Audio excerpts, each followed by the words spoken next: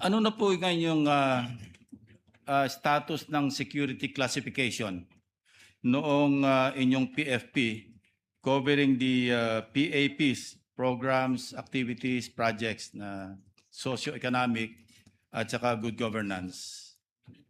Sorry, Including, ano yung present security classification? Has it been declassified or is it still classified information?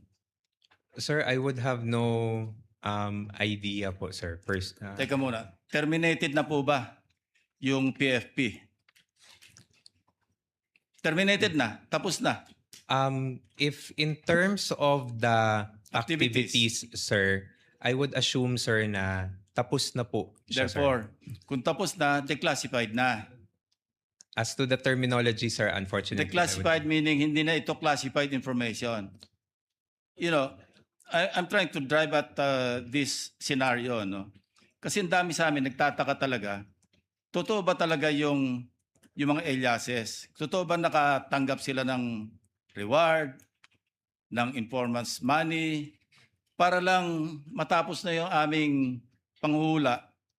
Baka pwedeng maipresenta all the documents relative to the PAPs, relative to the PFP, relative to the expected outcome, para lang makapag-desisyon kami.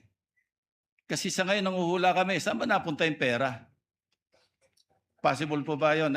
I'm also addressing that to the presiding officer.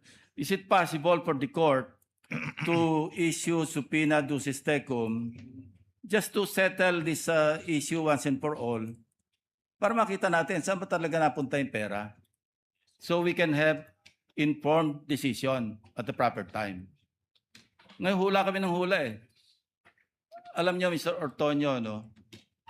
Misuse sa akin yung misuse, maski masama yung connotation legally, na misuse mo pero hindi mo binulsa, probably pwedeng patawarin siguro ng mga kababayan natin, di ba?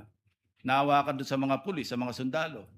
Na misuse mo kasi hindi intended doon sa item sa GAA. Pero tinulungan mo kasi marami nagkakasakit. Naulanan, naarawan. Sa akin medyo maunawaan pa ng publiko. Although, I'm not saying na hindi violation ng law. Kasi may technical malversation. But in the eyes of the public, pagka na-misuse, pero hindi naman ibinulsa, medyo subdued ng konti yung galit. Thank you, Mr. Presiding Officer. To respond, there's a general